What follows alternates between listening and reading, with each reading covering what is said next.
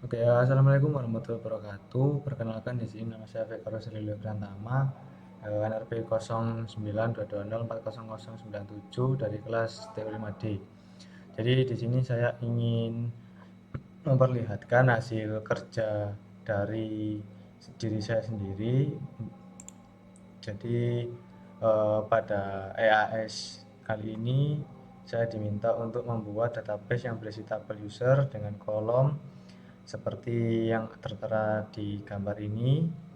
Nah, setelah itu saya disuruh untuk membuat skema Prisma. Setelah skema Prisma ini telah saya buat, lalu saya disuruh untuk menerapkan RESTful API dengan fitur CRUD pada tabel dan skema yang sudah saya buat. Oke, jadi ini adalah tampilan dari tabel yang sudah saya buat. Di sini sudah terisi beberapa database dari hasil pengujian saya. Jadi di sini ada ID, ada username, ada password, email, lalu first name, last name, dan tanggal si user tersebut itu masuk. Nah, untuk programnya sendiri saya sudah membuatnya di sini. Ya, jadi di sini ini pertama-tama saya membuat index.js terlebih dahulu. Setelah itu saya eh, mendeklarasikan eh, cost app express yang dimana ini saya menggunakan express pada program saya ini, lalu cost port 4000 saya menggunakan port 4000 pada localhost di Postman ya. Lalu di sini saya mendeklarasikan Prisma new Prisma client. Nah, eh, di sini saya terlebih dahulu membuat package JSON terlebih dahulu ya dengan perintah npm init. Setelah itu package JSON-nya sudah ada seperti ini. Nah, setelah itu saya menginstal Nodemon dan juga Prisma. Nah, apabila Nodemon itu sudah terinstall, maka di program package.json di sini akan tertera tulisan Nodemon dengan versinya, lalu Prisma dengan versinya, lalu Express dengan versinya. Nah, di sini saya menjalankan Nodemon untuk menjalankan server secara lokal. Lalu setelah itu saya membuat skema Prisma di sini. Nah, di sini skema Prisma ini saya buat dengan menyesuaikan permintaan tabel yang ada pada soal EAS. Jadi di sini saya membuat model data. Di sini saya namai untuk database-nya itu data user, lalu isi dari database-nya itu ada ID yang dimana tipe datanya adalah integer, lalu untuk pengisian datanya itu auto increment. Jadi ketika saya menginputkan sebuah data dari user itu nanti di kolom ID ini akan secara otomatis menambah sendiri ya. Jadi saya memasukkan sebanyak 5 kali seperti itu, nanti di kolom ID ini akan mengikuti data yang akan saya tambahkan. Bila sebanyak 5 kali nanti akan tertulis di situ sebanyak 5. Nah, terus di sini ada username, ada password, email. Untuk tipe datanya masing-masing itu string ya, string. Lalu di sini saya menggunakan varchar dengan panjang data sebanyak 60. Untuk emailnya saya menggunakan varchar untuk panjang datanya 100. Lalu first name, last name, dan ini sama, tipe datanya string. Untuk panjang datanya 255. Lalu yang terakhir ada logout add. Nah, di sini saya menggunakan tipe datanya datetime. Nah, ini berfungsi untuk menampilkan waktu pada saat user tersebut menginputkan data atau login ke akunnya.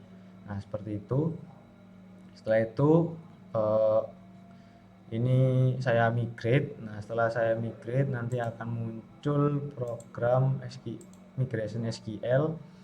Nah, migration SQL yang sudah muncul itu nantinya akan seperti ini. Nah, ini nanti dia akan meng-create apa namanya tabel dengan nama data user, nama tabelnya, dan isi dari tabelnya itu ada kolom ID, ada kolom username, ada kolom password, ada kolom email, first name, last name, dan login. Nah, untuk tipe datanya di sini varchar, ada integer, untuk username-nya itu varchar, passwordnya ini varchar. Di sini tertulis char ya, tapi di sini saya rubah dari char ya, saya modify untuk password itu, saya modify menjadi varchar seperti itu. Nah, di sini mungkin belum tertulis, tapi hasil modify-nya ada di file migration SQL yang kedua. Seperti itu. Lalu di sini untuk username-nya itu not null, yang artinya itu tidak boleh kosong, yang artinya itu harus terisi. Seperti itu. Ya, setelah datanya ini termigrasi, saya selanjutnya membuka Prisma Studio dengan mengetikkan di sini npx Prisma Studio. Nah, ketika saya merunning ini nanti akan dibawa menuju ke halaman web localhost 55. Nah, di sini akan ditampilkan tabel yang sudah saya buat tadi dengan kolom ID, username, password, email, first name, last name, dan login. Nah, untuk nama tabelnya di sini data user. Seperti itu. Nah, untuk merunningnya di sini kan tadi saya menggunakan nodemon. Nah, itu nodemonnya itu saya jalankan terlebih dahulu. Saya running terlebih dahulu nodemonnya. Nah, apabila sudah running nanti dia akan muncul peringatan seperti ini, example app is turning on port 4000, yang artinya server internal kita itu sudah terhubung dan sudah aktif. Nah, di sini saya akan menjelaskan program dari index.js-nya ya. Jadi di sini saya ada program get di sini. Nah, ini digunakan untuk uji coba. Jadi awal-awal itu saya mencoba program get ya untuk uji coba saja, dan nanti ketika di running di Postman itu nanti akan muncul tulisan seperti ini, welcome Vekaro Celebrity pertama 09. Nah, ini HP saya. Nah, setelah uji coba selesai, nah saya selanjutnya meng-create sebuah program get ya, program get. Nah, dari ini alamat user. Nah, di situ saya mengambil data dari mana? Dari data user, yang mana data user ini adalah nama tabel yang sudah saya buat tadi. Jadi program ini digunakan untuk mengambil data-data yang ada pada tabel yang sudah saya buat, yang mana nama tabelnya adalah data user. Nah, seperti itu. Nah, kemudian di sini saya juga membuat sebuah program get, yang mana program get ini untuk mendapatkan sebuah data dari tabel namun berdasarkan ID dari user. Jadi kalau misalkan ini itu saya memperoleh data global ya. Jadi semua yang ada di dalam tabel itu bisa saya peroleh semua, bisa saya tampilkan. Nah, tapi kalau misalkan di program yang app-get yang ini, nah itu saya bisa memilih data-data dari ID berapa saja yang ingin saya tampilkan. Misalkan nanti saya ingin melihat data dari ID nomor 2. Nah, nanti yang dimunculkan hanya data berupa username, password, email, dan lain sebagainya, itu miliknya ID nomor 2. Untuk ID yang lainnya tidak ditampilkan. Seperti itu. Nah, setelah itu saya membuat data post, yang mana ini untuk menambahkan pengguna baru atau user baru. Jadi di sini saya meng-create user baru dengan username baru, password baru, email baru, dan nantinya ketika sudah saya create, nanti data-data tersebut akan dimasukkan ke dalam tabel yang sudah saya buat. Nah, di sini cost new user await prisma.data user. Jadi data-data berupa username, password, email, first name, dan last name ini nanti itu secara otomatis akan dimasukkan ke tabel yang sudah saya buat tadi ya, pada kolom masing-masing kolom tabel sesuai dengan namanya. Kalau username, nanti data di username ini ya ditaruh di kolom username, nanti password ini ditaruh di kolom password, seperti itu. Nah, untuk ID-nya itu dia nanti akan secara otomatis menambahkan, dan untuk loginnya itu nanti waktunya dia akan secara otomatis terisi, seperti itu. Nah, ini terus saya membuat program put ya, yang mana di sini berfungsi untuk memperbarui data dari user. Jadi misalkan saya menuliskan sebuah username tapi ternyata username-nya itu salah. Nah, itu ingin saya perbarui kembali. Nah, saya saya tidak akan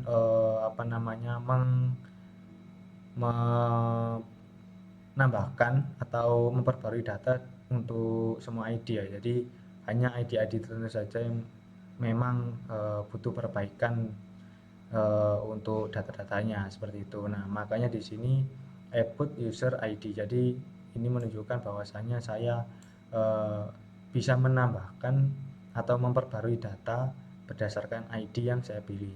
Misalkan di sini saya tulis ID 2, jadi nanti yang saya perbarui datanya ya hanya ID yang nomor 2 saja gitu. Untuk ID-ID yang lain, data-data di ID yang lain itu tidak akan diperbarui. Seperti itu.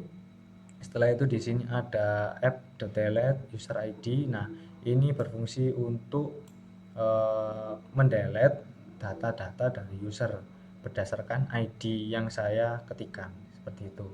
Nah, misalkan di sini saya ketikkan 3 ya, berarti nanti data dari user dengan ID nomor 3 itu yang akan dihapus. Untuk data-data yang lain nanti akan dibiarkan saja. Seperti itu. Nah, ini app listen. Di sini server itu mulai untuk berkomunikasi melalui serial port. Nah, saya lihat serial portnya itu berdasarkan yang sudah saya ketikkan. Nah, di sini portnya port 4000. Jadi dia akan berkomunikasi dengan port 4000. Nah, jadi seperti itu. Dan mungkin di sini saya sudah buat ya. Ini contoh uji cobanya tadi di Postman. Nah, misalkan di sini saya get. Nah, get. Nah, ini contohnya dari tabel. Nah, dari tabel ini kan ini ada dua user, ada dua alamat ya, dua ID ya, Anda 6 dan Yamal. Nah, itu ketika saya di Postman ini mengakses HTTP localhost 4000 ya, yang artinya saya mengakses data dari port 4000 ya. Nah, itu nanti dia data yang ada di dalam tabel akan ditampilkan semua seperti ini. Jadi ID nomor 1 namanya siapa, ID selanjutnya namanya siapa, seperti itu. Nah, beda lagi kalau misalkan ini saya ketikkan misalkan 1 saja. Coba kita send.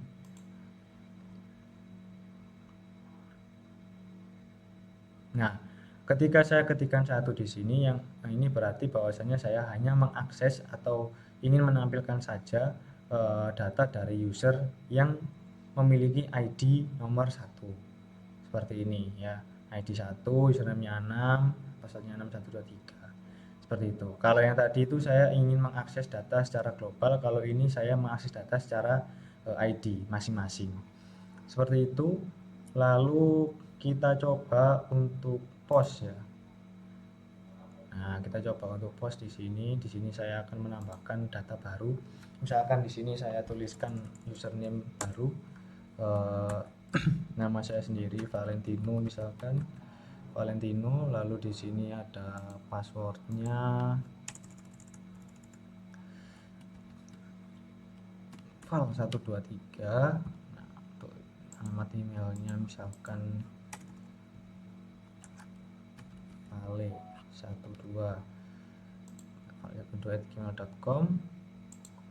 First name-nya ini saya pakai Valentino. Lalu last name-nya di sini misalkan Karoseli ya, nama belakang saya Karoseli. Nah, seperti ini. Nah, ini kita mengakses di localhost 4000 ya. Misalkan ini kita send. Ya, kita send. Nah, di sini maka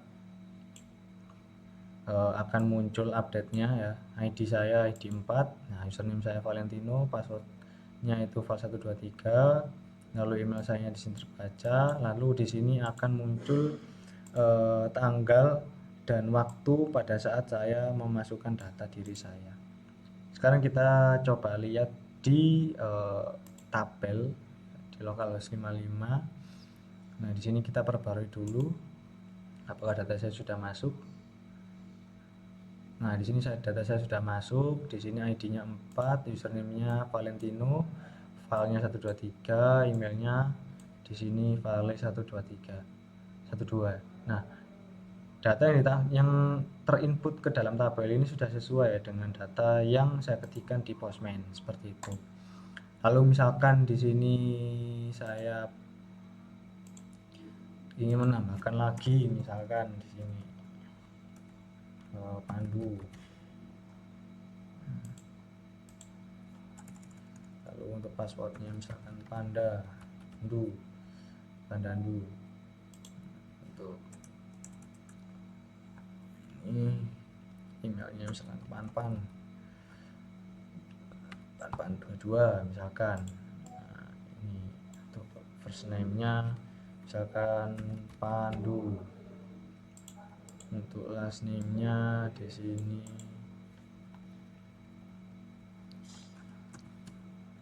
misalkan Winata. Oke, kita send.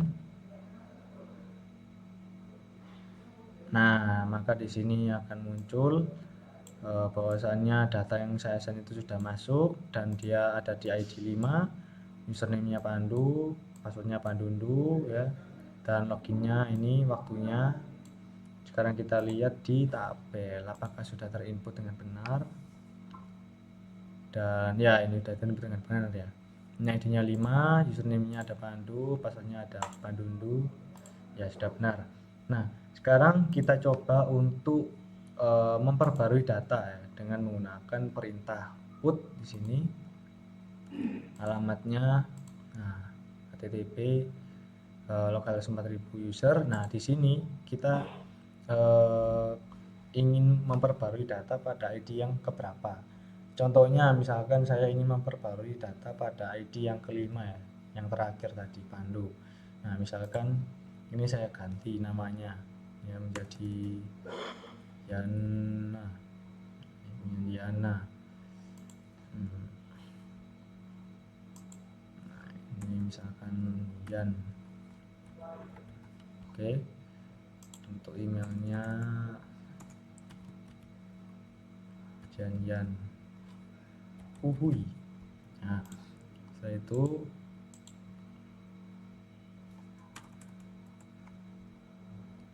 first name-nya ada Yana, ini Maulidia.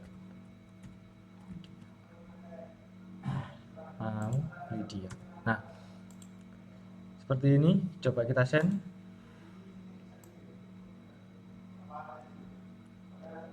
Nah,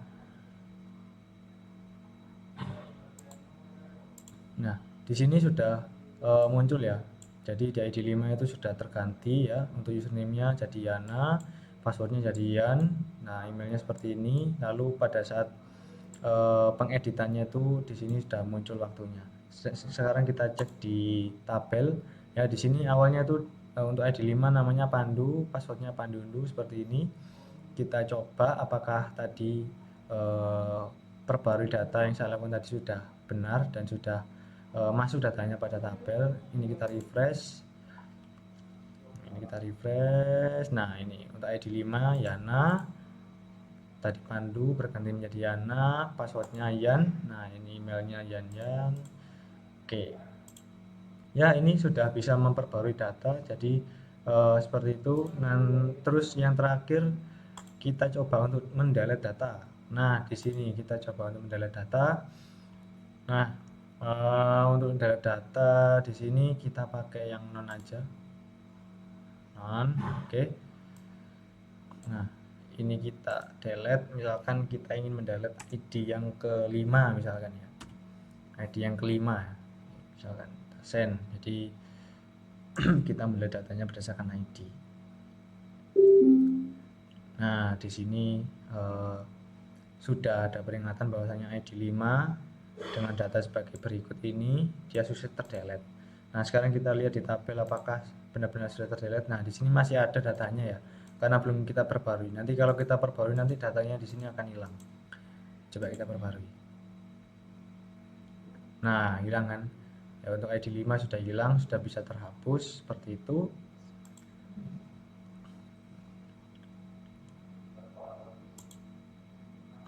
Nah, ini untuk examnya.